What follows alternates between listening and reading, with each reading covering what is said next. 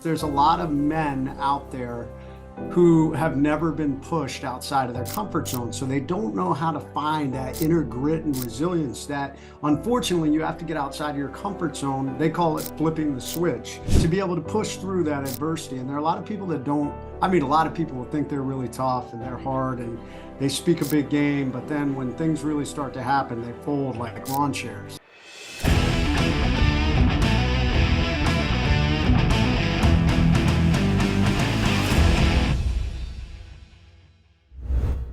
Hey, it's Amberly. Thank you so much for tuning in to True Grit and Grace. I have someone that I have been so excited. And if I can be completely transparent, a little bit nervous about having on the show to interview because I have so much respect and I am just like humbled by all he has done. I've got Jason Redman here, y'all. He is a 2 times best-selling author, not just any best-selling author, New York Times best-selling author. I've got his books right here. I'll hold them up in just a minute.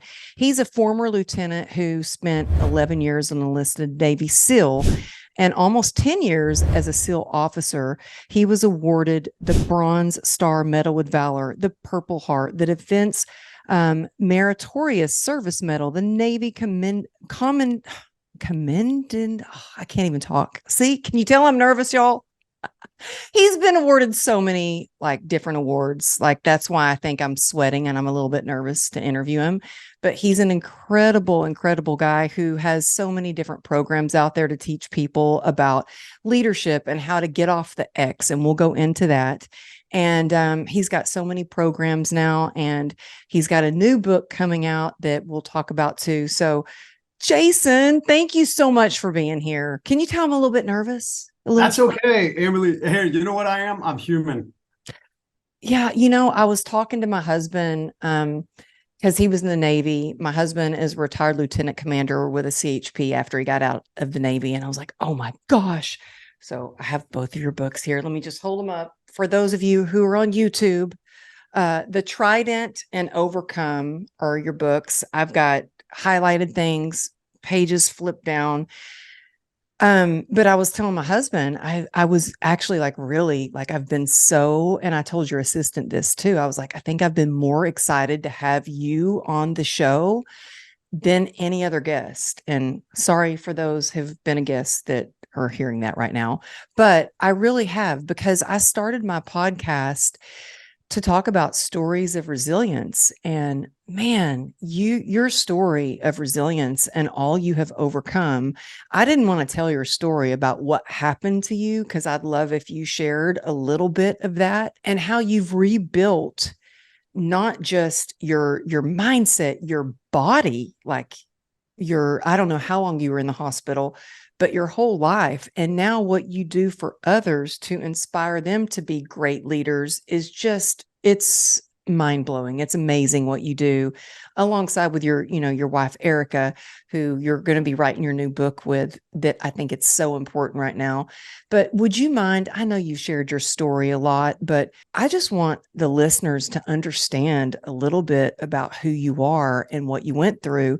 But before we get into the details of the when you got shot and all that, do you think that growing up the way that you did, being involved in athletics and on the wrestling team and stuff like that, do you think that that helped you or prepared you to be a SEAL or to be on a great team?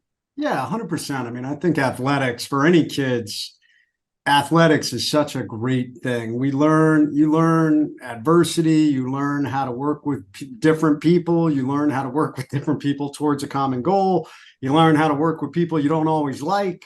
You learn how to deal with loss. So I am a huge fan of athletics. We made all our kids be involved in athletics as they grew up. And I just think it's a great thing. It helped me. I was not a kid that was big into athletics until around the time I said, hey, I want to go in the military. I want to be a SEAL. And I was like, man, I gotta get tougher.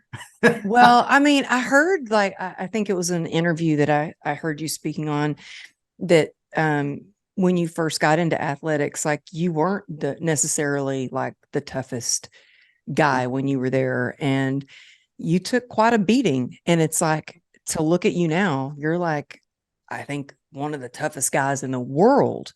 So do you think like getting in athletics and taking those beatings, it helped develop your grit? Yeah, 100%. I mean, I think for anybody out there doing hard things and doing things that you may not like. I mean, I was a runt. I was definitely probably one of the smaller guys on the football team. I got my ass kicked on a regular basis. And when I went to wrestle, we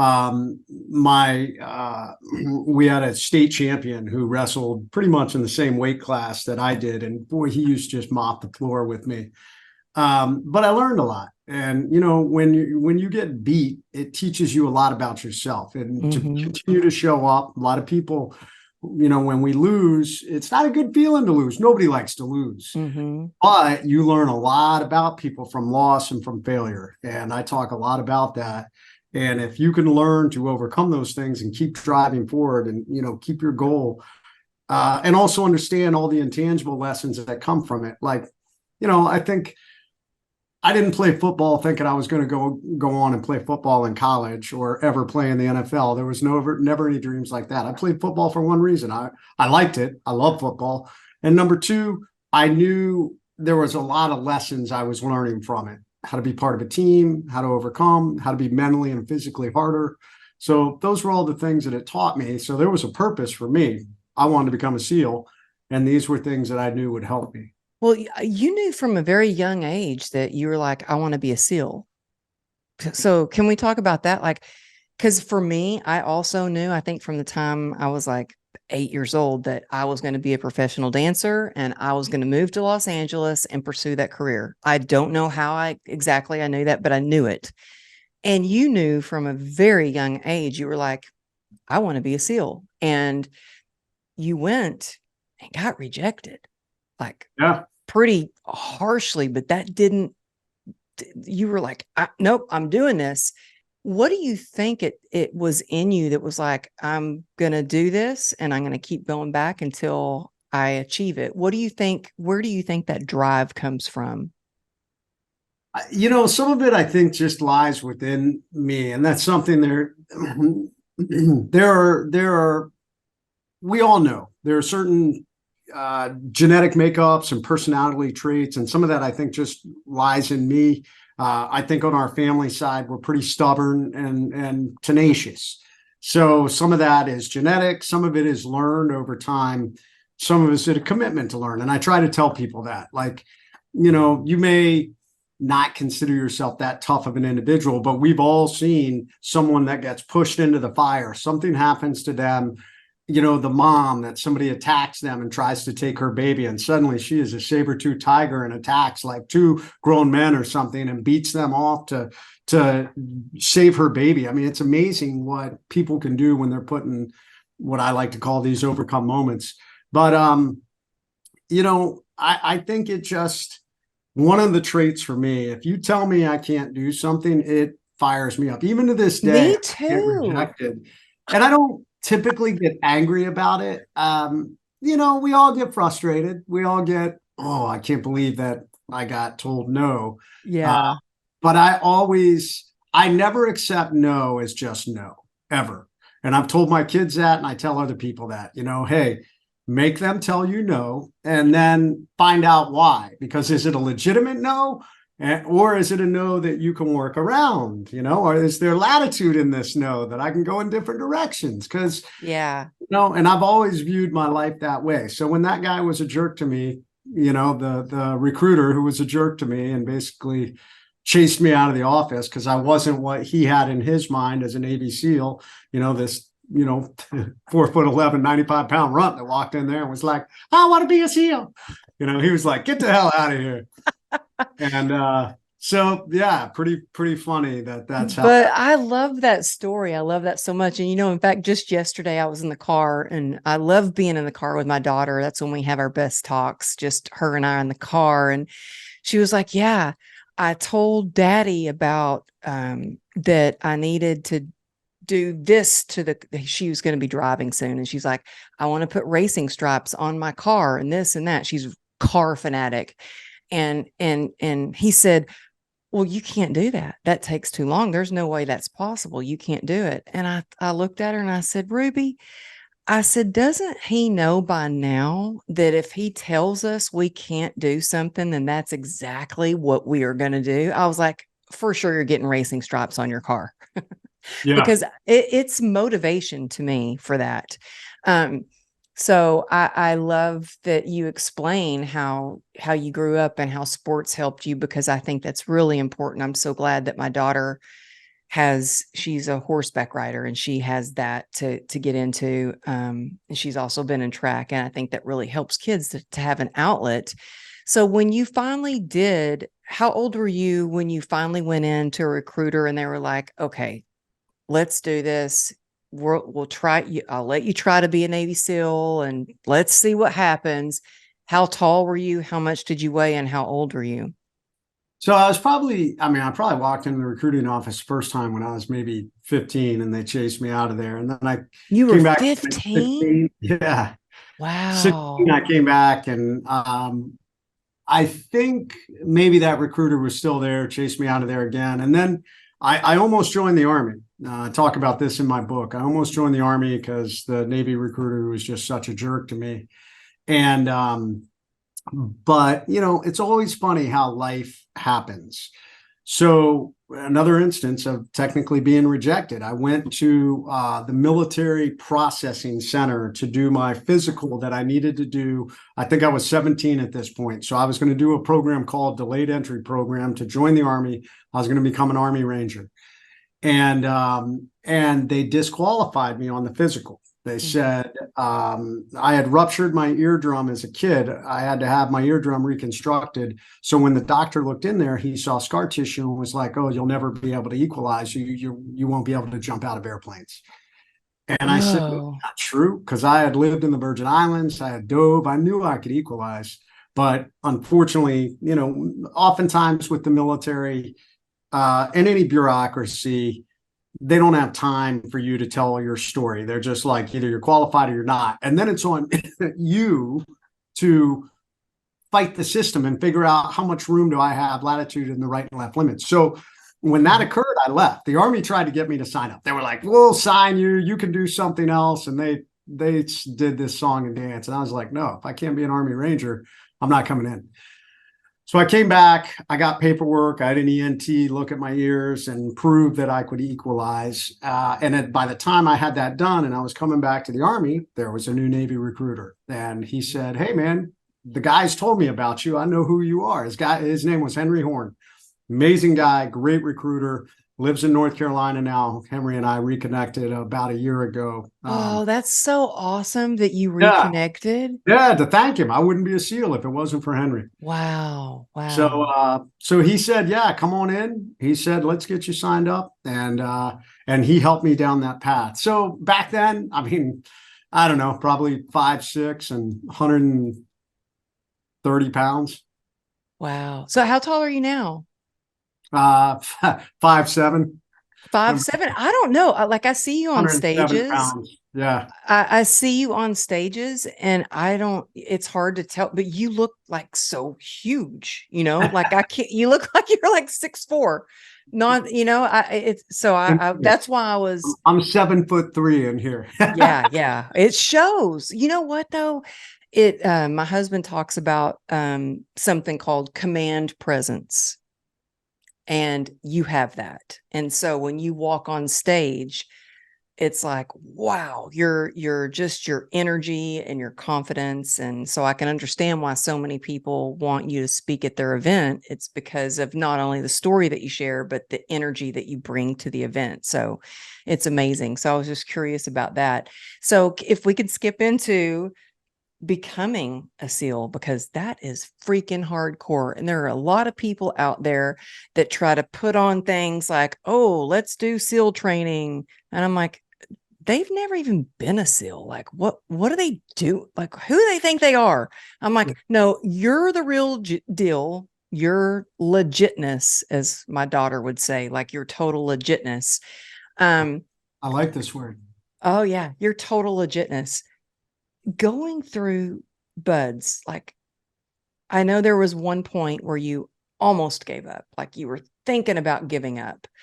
Can you tell us a little bit about that before you got sent out to your first, I guess, I don't know if it was your first time that you got sent out where you got shot, or the second, I'm not sure, but tell us a little bit about the buds, because I don't know if people really understand how intense that is.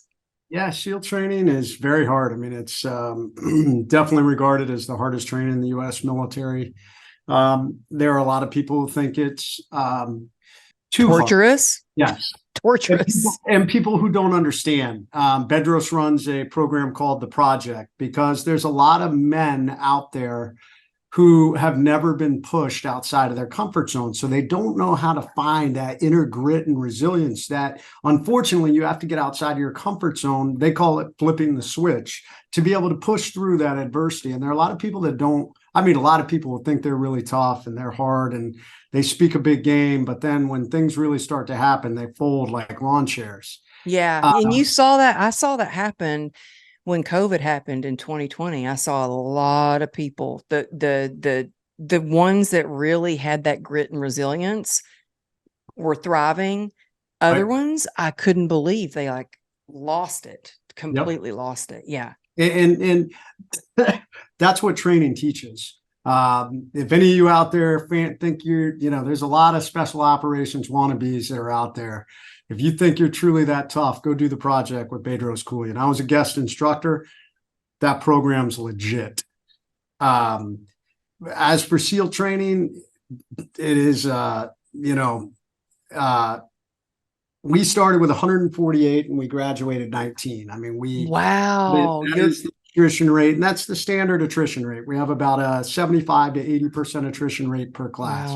Wow. And it's designed to be that way. We want to weed out anyone who does not have the mental fortitude to go at least 10 times further.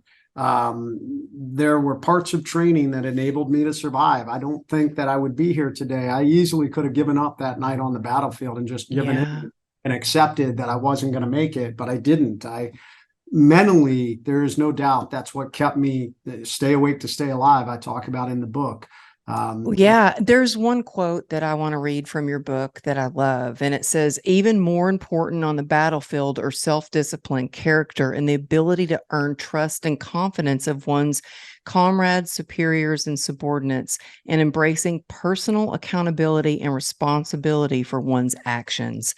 That's in the Trident, and it's so much about, and on the next page, it's so much about mental toughness. And yes, physical is important, but it's so much about mental toughness.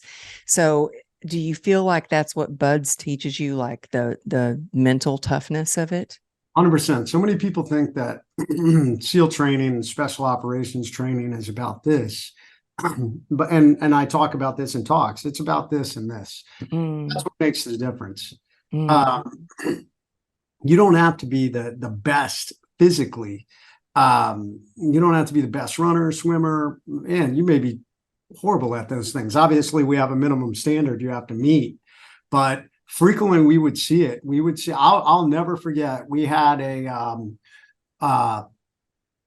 a Navy world champion triathlete. He was on all the triathlete teams and he was coming to Buds, and the instructors were talking a lot about this guy coming, this triathlete, the stud of studs. And yeah, he didn't last more than a week before he quit. And that happens a lot. You see these guys who were star athletes, they don't make it because I think genetically it had been easy for them up to that point in their life. They were just genetically gifted enough to excel in whatever sport they played or whatever they had done. And SEAL training will break everyone. It is designed to do it. I don't care where you are. For some people, you'll break sooner than others, but they will break you. And you have to learn how to navigate through when you break, and whether you go ring that bell and quit or whether you stay and more about who you truly are. Well, when was there a time that you thought about ringing the bell? Thursday night of Hell Week. Hell Week is the hardest block of training during SEAL training. It's in the beginning. So it's in the beginning, and it is the true biggest crucible that every young SEAL has to go through. And it starts on Sunday and it goes till typically Friday, midday, late afternoon. But you're awake almost the entire week. You might get an hour or 2 hours of sleep during that week. You're constantly moving. You're constantly wet, coated in sand. Oh my God. Everywhere you go, you're carrying you and your boat crew, 6 other individuals, 7-man boat crew are carrying around a 300-pound boat on top of your head everywhere you go. And you're either carrying it around on top of your head, or you're rowing in it out in the ocean, or you're doing exercises with it. It is brutally hard. It's not uncommon to chafe holes in your body by the end of the week. It's not uncommon. Well, you lost a lot of weight during that whole week too. Like, how much weight did you lose during that time? Almost 20 pounds. Yeah. I think I was 117 pounds. And that picture's in my book. I call it my Auschwitz picture. No offense to any of our. I know, but I love, honestly, I love that you have pictures in your book, by the way. Yeah. I love that. I love it. I had to put them in there for the Marines. Love much love, my crayon eating friends. I love it. I love it. I also love that you have your, if y'all are listening to this and you're not watching it on YouTube, that you have all your medals that are behind you in that frame. Yeah. My shadow box. So I love that. My husband has a shadow box. He got a Medal of Valor. And so he's got a shadow box that I'm very proud of. I'm like, we got to hang that in the house. He's like, no.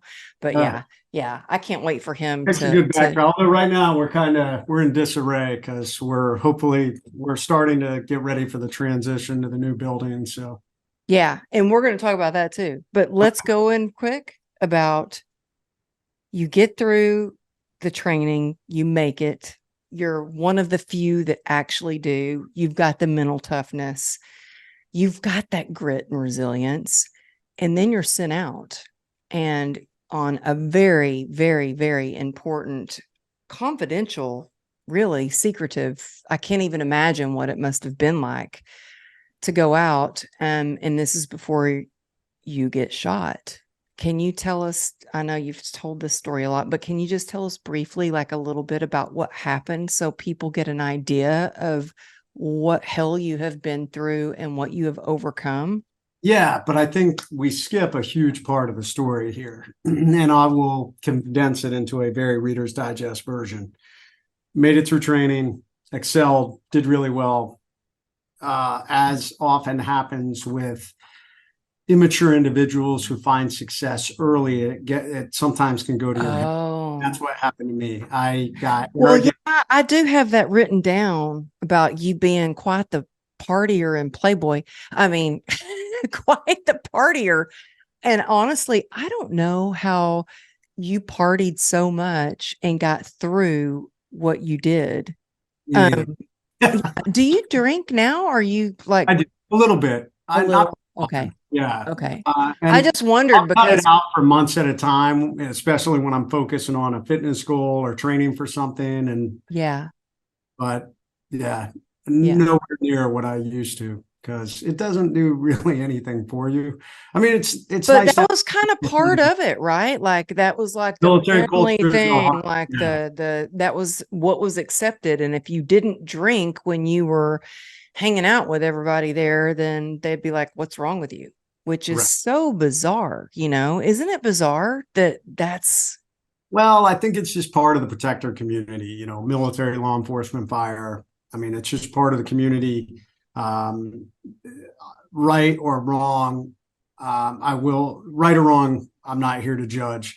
I will say, unfortunately, I will judge a little, because unfortunately, it's these jobs, the protector community, there's a lot of trauma, military, law enforcement, fire. And I'll put our medical first responders in there, our trauma medical personnel, high stress, a lot of trauma. So when you already have a community where we drink a lot, now it starts to become self-medication drinking. Yeah. That's what it became for me. I mean, I was never a drinker until I was diagnosed with this nerve disease, and that left me in a lot of pain. And it was self-medication for me. It wasn't like I was a partier, it was self-medication. But yeah, there are, like, being married to a former lieutenant commander, there were stories of, cops that just needed to, like, zone out, numb out, stuff it down, like, get away from it. Luckily, my husband was able to really separate from all the crap that he would see throughout the day, which I could never imagine. But I mean, there'd be so many times where we'd be driving down the road and he would be like, "Don't look now, but I just arrested that guy last week and he's already out of jail." And I'd be like, "Who, where?" He's like, "I told you not to look."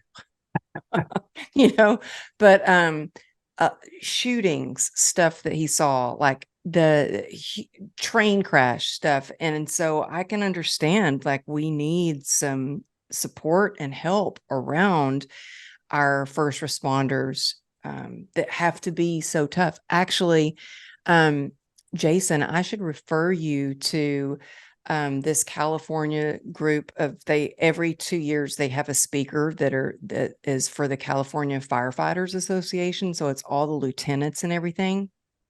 And they hired me to be their keynote speaker, and they wanted me to speak on, like, emotional resilience. Well, can you imagine me speaking to 350 firefighters?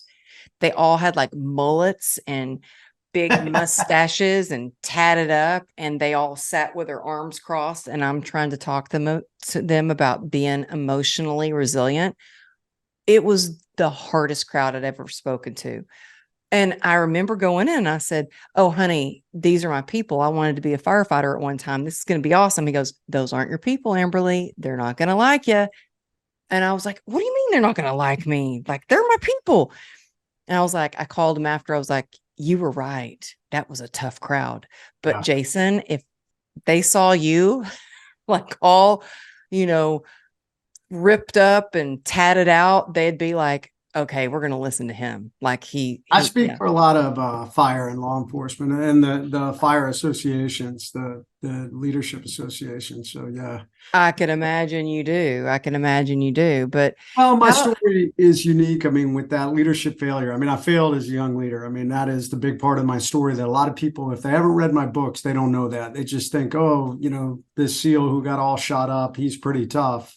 What they don't realize is the toughest thing I ever went through was failing as a leader. I mean, when you're part of a community like this, to fail and be told you don't measure up, I mean, I was rock bottom. I mean, I sat in a chair in Afghanistan and almost blew my brains out, gun in my mouth.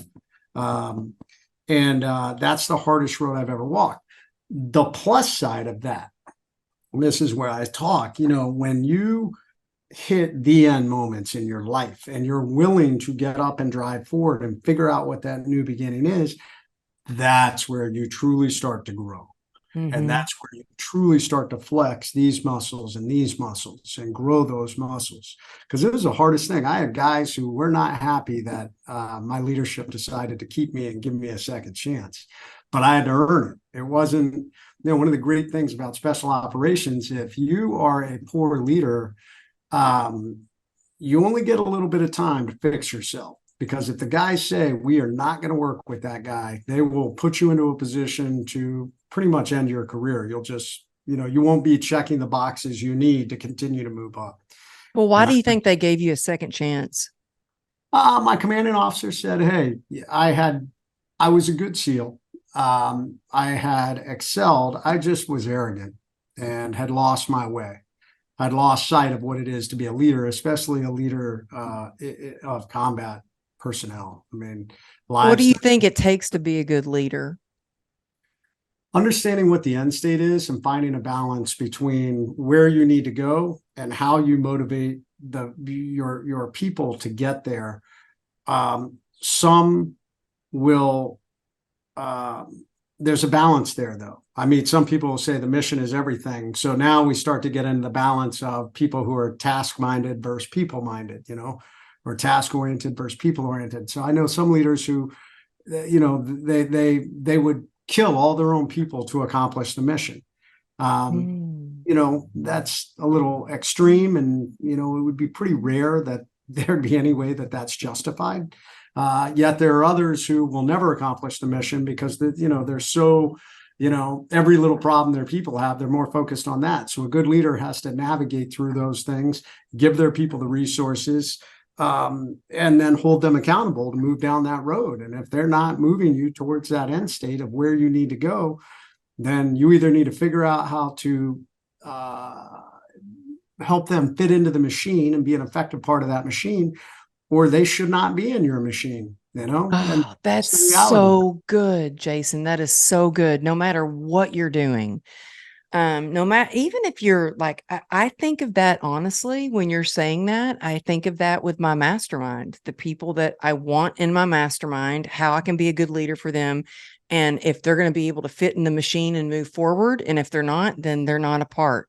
I got it. It's hard. It's a hard decision. And I've actually had to let a couple of people go and it was hard to say, sorry, you can't join the machine. You can't join it. Wow. But that is such a great way of describing it. How you just described it with the leadership. How do you think that you learn to get out of your ego more, stop the drinking as much and become a better leader? What really led you to that? Failure is a great tool to humble you. Okay. And I had humility. You talk a lot about humility and you talk a lot about love. Yeah. And I love that you talk about that, because I think a lot of people that see you as this big, strong, tough guy, Navy SEAL, like talking about love and humility, I think that's really important. And so I really respect that you talk a lot about how the importance of humility and love. Why do you think as a leader it's important to have both humility and love? Humility, I mean, ego is a dangerous thing. It drives you to make decisions based on your passions and beliefs and what furthers your agenda. Mm-hmm. And there's a balance there. We need to be a little ambitious. We need to be able to take care of ourselves, but there's confidence. I believe in myself and my ability to get things done before it gets into I'm the best and you should bow down to me because I'm so good. And my plan is the only plan. And then this gets into like, if you're not, die hard loyal to me, how dare you question my plan? That's all ego. And, humility gives you the ability to say, you know what, Amberly, you're a member of my team. You just brought forth this idea. And guess what? Your idea is better than my idea. So I'm humble enough to say, we're going to go with Amberly's idea because it's better. And there are a lot of leaders that can't do that. A lot of leaders that can't say, I'm sorry. A lot of leaders that can't swallow their pride. And usually that ends up creating a poor culture within a team or organization. So I had to humble myself and come to realize I wasn't as great as I thought I was. I still try to live that way today. I recognize at any moment, I love all these people, that say failure is not an option. That's great. But guess what? Things happen that's outside of your control. I don't care how great you think you are, how perfect your plan is. It can go train wreck wrong and sideways in a moment. And guess what? You may find yourself on the receiving end of failure. And knowing that and accepting that and understanding that's just part of the walk of this life. I'm going to do everything in my power not to fail. But I also accept that, hey, it could happen. And I've been through it before. So guess what? I'll pick myself up. I'll get off that X and I'll drive for it again. And then the other thing is love. It's all you're going to, at the end of your life, I mean, for all this stuff we have, none of it really matters. Don't get me wrong. I like stuff. I grew up pretty poor. And it's exciting that I've reached a point in my life where I'm pretty successful. I mean, I'm getting ready to buy a multi-million-dollar building, which is insane. The amount of money I'm having to bring to the table is almost as much as the house I bought, and more than many houses I bought years ago. But at the end of the day, if all that was gone, it doesn't matter. Like, as long as I have my friends and my family around me, that's all I really care about. I mean, I like being able to do stuff. I mean, trust me, I've reached a point in my life. I've slept on a rock wall in Afghanistan, freezing my ass off. I've slept in the swamps of Fort Benning and Ranger School. I've slept in the basin of the jungles in Peru and Colombia, and I could do all that again if I had to. But I like a 5-star hotel, you know? But it could be gone in the blink of an eye. And if I don't have my friends and family to share it with, then none of that really matters. And let me tell you, when I lay there bleeding out, dying, it's all I thought about in the end. All I thought about. I sure didn't think about any of this stuff I had. And Well, that's let's talk love is about such an that. I mean, important thing. I want to talk about that. Like you're lying there bleeding out, dying, not thinking about all the stuff, but thinking about your loved ones. Yeah. And I think a lot of people thought, oh, he's dead. He's dead. You were shot 8 times. Yep. Including around to the face, and which knocked me out. So my teammates saw me get hit, and they thought you were dead. And thought I was dead.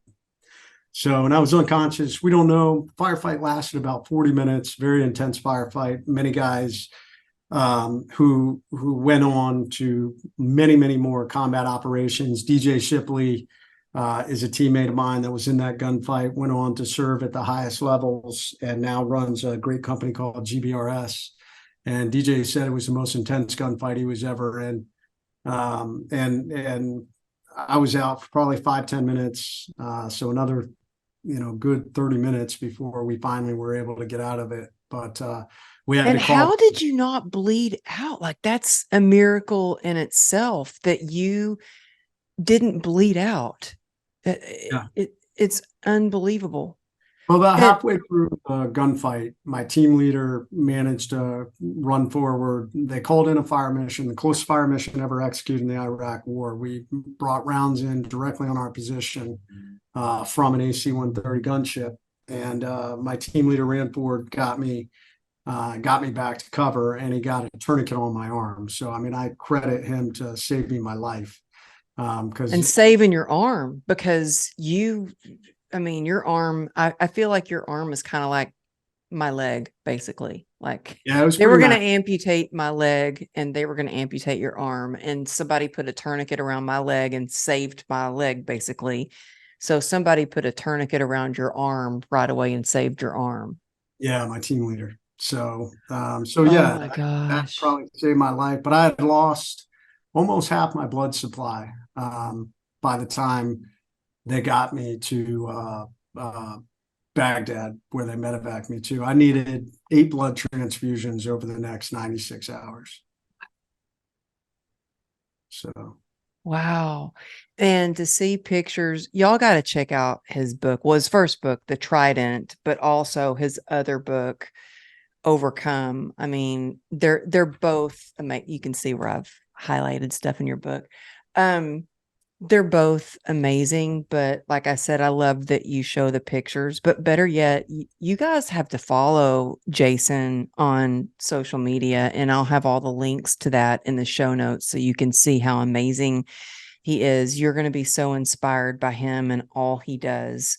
And other thing, Jason, that I love that you do, that you shows what an incredible leader that you are, is that you actually really always highlight other people in the best way. Like, oh, I see your dog.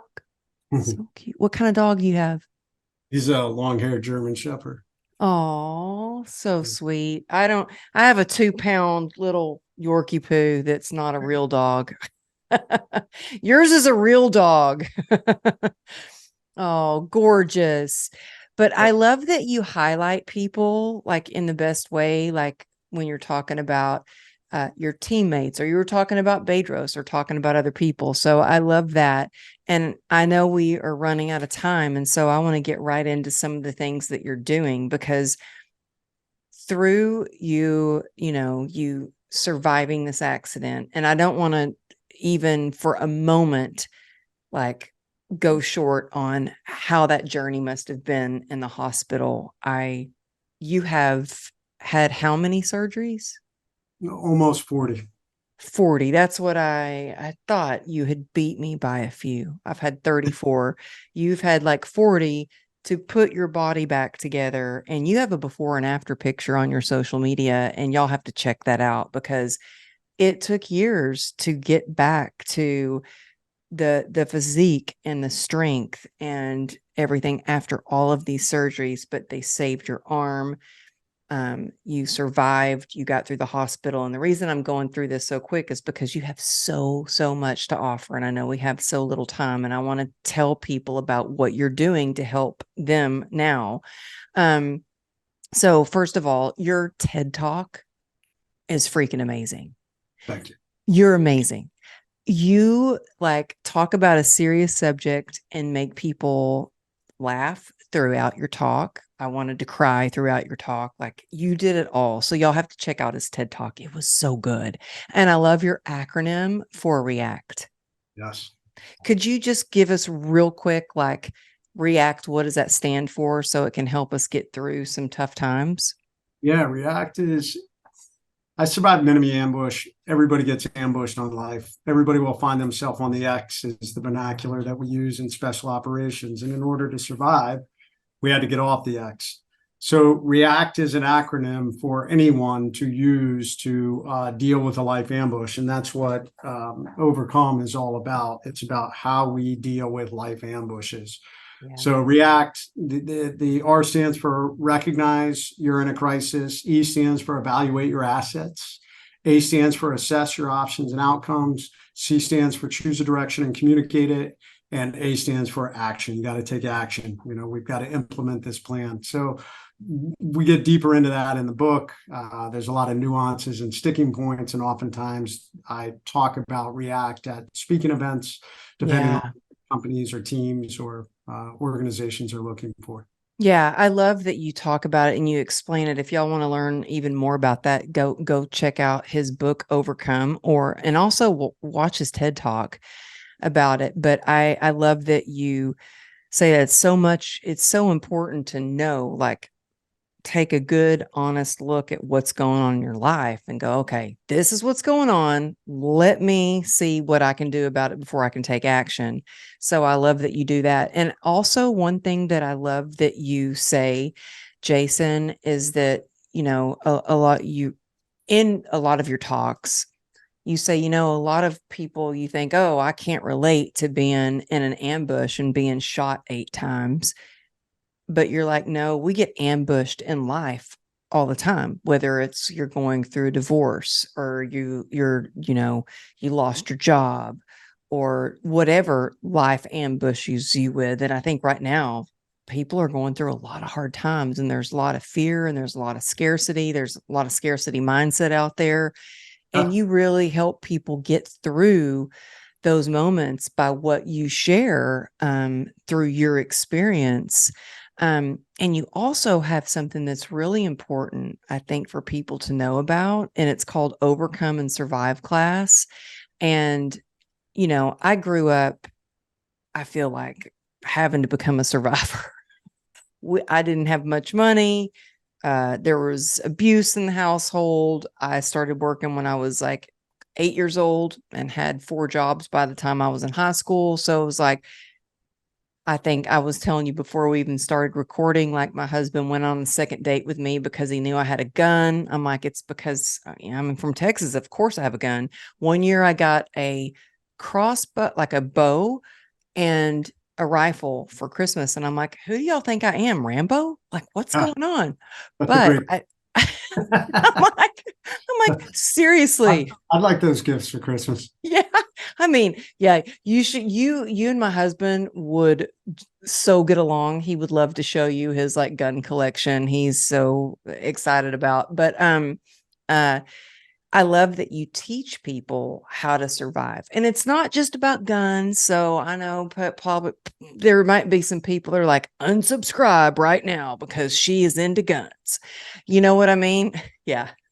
But I think it's very important for people to know how to use a gun, how to shoot a gun, how to protect themselves, how to survive. And so you teach all these skills in your courses. And it's not just about guns, but it's like basic necessities that sometimes people miss, that you're like, dude, these are the basic necessities you need. Like, you need to have a supply of water. You need to have some dried food. Like, you have all of that. So what are some of the things that you teach in this course, and how can people find out about it? Yeah. And I mean, so I teach three things. I mean, we'll come back to the course in a second. I teach people how to be leaders, warriors, and providers. I often talk about it. You can substitute entrepreneur, but at the end of the day, those are the three things that are going to make you feel good about yourself. Most people are good in one area naturally, or maybe they're not good in any areas, but you are going to feel amazingly confident if you have some level of ability in all three of those areas. So Leader, leaders, warrior, warriors, provider. provider. Okay. Yeah, Oh gosh. Well, I'm doing those things. there you go. I'm learning from you to be better at it, but I'm doing it. And that's what I want to teach. I want to teach everybody because, you know, we live in a day and age. The number one thing I teach is self-leadership. Like, you know, it's great. We all need teams and we need people to rely on. But at the end of the day, if you're not effectively leading yourself, you're never going to lead anybody else. You're And at so the end of the day, right. if you're struggling or if you are trying to overcome something, no one is going to help you if you're not willing to help yourself. So the base level we got to start with is you. And that goes from everything from providing for your family and having a good job and negotiating a salary, or being an entrepreneur and providing something of value, to leading yourself, leading your family, leading other people in your community, most importantly, leading yourself. And then the last one is the warrior side. And it doesn't mean I expect you to throw on some body armor and, you know, run off to Ukraine or Israel. But what it does mean is, God forbid, somebody kicked in your door or tried to carjack your car, you have a warriors and an overcome mindset. Or even at a different level, man, look at the weather patterns that have been happening lately. Our weather's doing insane things. So how many of you are actually prepared if you suddenly had a major storm hit your community where you're now without power for months? Or God forbid, there was such a catastrophic weather event that occurred that first responders couldn't get to you for a week. Mm-hmm. So now what happens if, you know, a board flies through your house and impales somebody in your house? Who's going to do something? Well, if you don't have at least a basic level of training, your loved one's just going to bleed out. These are all the things we teach in our Overcome and Survive course. I want to take the average everyday American citizen and teach them how to know basic trauma first aid, how to put a tourniquet on, how to pack a wound, how to deal with if somebody stops breathing, how to do basic CPR, all these things, how to survive, you know, if the worst happened. And we also teach you how to use weapons and how to handle dangerous situations or dangerous people. Our number one goal, I'm not going to make you John Wick. There are people that show up that think that's going to happen. I'm not John Wick. So, but what I am going to do is teach you how to evaluate a situation and hopefully get out of that situation without any violence. But God forbid it goes to that level, I will have you confident in your abilities to deal with it. So that's so good, Jason, that what you just said, confident in your abilities, because I think that carries over so much. Let me tell you, because so I have a belt in Krav Maga. I did Muay Thai kickboxing and regular boxing. And I did it, I think, because I had people beat the crap out of me. And I was like, I'm going to be strong. So I'm going to learn how to fight for myself. And so right before I moved back to Texas, I was in LA, and my daughter and I are riding our bikes, and I had a homeless person jump me. And I yelled at my daughter. I was like, keep going, keep riding, Ruby. So she kept riding. The homeless person jumped me. As soon as I got up, after I'd fallen off the bike, got up and I stood up to her, there was no fight. But it was the confidence I had in myself that I was ready. I was like, bring it. that homeless person looked at me like, oh shit, I just messed with the wrong person. She's ready to take me down. And that is what a course like this gives you, because it gives you the confidence that you can protect yourself, that you can get through hard things. So I love, love, love that you are doing this. I think it's so needed, especially now in the world with what's going on. How can people find out about that and get involved with that? On our website, overcomeandsurvive.com. So we're running 2 classes next year. We may run an advanced course in the summer, but right now we have a course in October, or I'm sorry, a course in April and a course in November. So you would fly here to the Virginia Beach area. We run the course down in Moyock, North Carolina, but everything's included. And I've had some people And say, how long is the course? it's 2.5 days. But we 2.5 days. Okay. everything, because I have some people say, man, this seems expensive, but everything's provided. Your ammo, your weapon, your lodging, your food, we cover everything. All you need to do is show up and we will train you. You will walk away I teach you how to build a go bag. I even provide you with a starter go bag, and a go bag is it's an emergency bag that, God forbid something happened, you can grab this bag and you can survive for a period of time with the things that are in there. And you know what? I think that people don't realize how expensive ammo is. Big time. It's very, very expensive. So we'll definitely have the link for that in the show notes. And oh my gosh, Jason, you're freaking amazing. I feel like I just want to like talk to you all day. And I know we have like 3 minutes left. And so I'll do a part 2. I know, you're so amazing. I actually want to have you and Erica back on the show when your book comes out. Okay, So doing a new book. That's right. With your wife, which I am so excited for. It's all about relationships. And my goodness, when you've been through hard times together and you can give some people some advice on, because nowadays I feel like people just give up. You know what I mean? And my husband and I have been together for almost 18 years, and he has been with me by my side through 34 surgeries. And believe me, I'm crazy. I kind of put him through hell, and he's still with me. Yeah. Maybe we need to write a book too. Maybe, yeah. But I want you to share a little bit about your book that's coming out. And I would love to have you and Erica on the show when that comes out. And just have you on again, like for a part 2, because there's so much that you offer just besides. I mean, you've got your Legacy Tried coaching program. Yeah. Your speaking that you do all over the world. Y'all have to check him out. Check out his website. And I promise I'll have him back on, because seriously, this is like, I'm fangirling you right now because I'm just so amazed by all you do. But tell us a little bit about your book with your wife. Yeah, so the book came about because in the Trident, I tell Erica's story, and I really wanted the American people to see what our military spouses, and specifically our special operations spouses, go through. So a lot of people knew who she was because of that. And then she helps me run my business. So they are our business. Let me rephrase that. She helps me run our business. She's got you good there. She's like, oh no, our business. Well, honey. Always. And it's our team, these aren't my employees. These are my team members. So, I mean, that's a mindset of how you build a good culture in a team. And I think we've run our family that way, our relationship that way.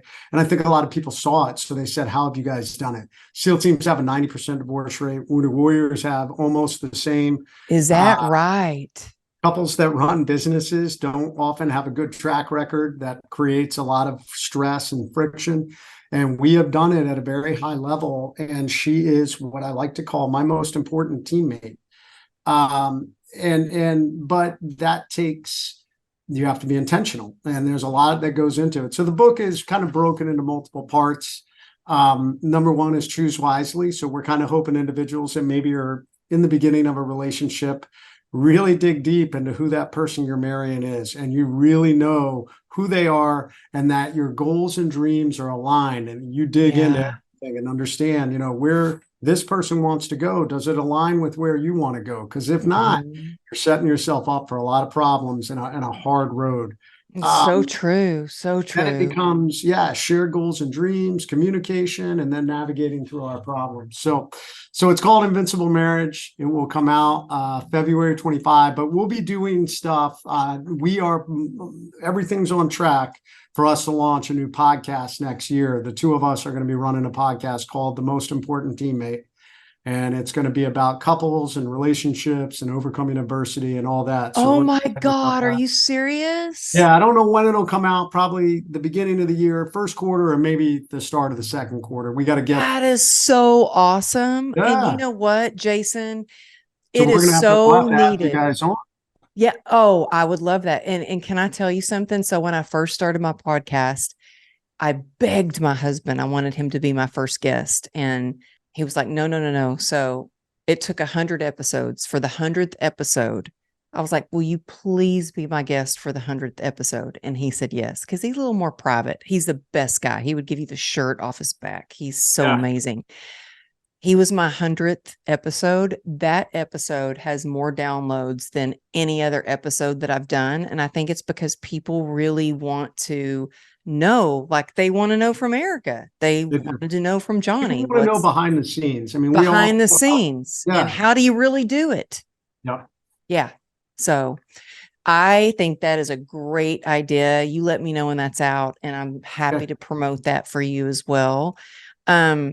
Jason, thank you. I want to have you back. I want to have Okay. you Let's back do on it. the show because Yeah. there's so many other questions I wanted to Let's get ask into the you. middle of the year, and Yeah.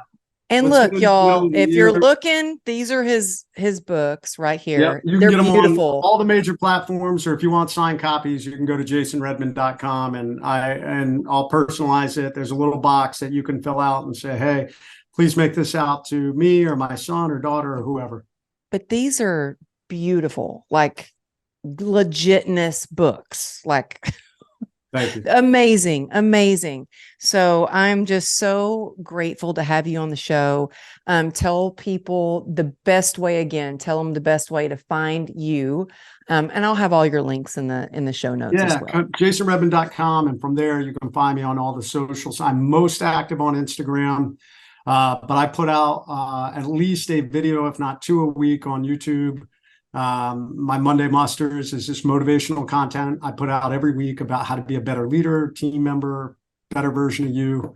And so, yeah, you can find me on all those things. And I'm just trying to, as I like to say, I have a shirt, trying to be the light in a world full of dark. You are amazing. You are such a light. You're such a bright light. And I so appreciate you being on the show. I've been so excited about this. So Yeah, thank thank you. you. Thank you. Thank Thank you you. for your service. Thank you for all that you do. Thank you for inspiring me in the world. And I look forward to talking to you again. And thank y'all for tuning in to the True Grit and Grace podcast and being here. And Jason, thank you again. I appreciate Really you. We'll appreciate see you next week. Yeah, thank you.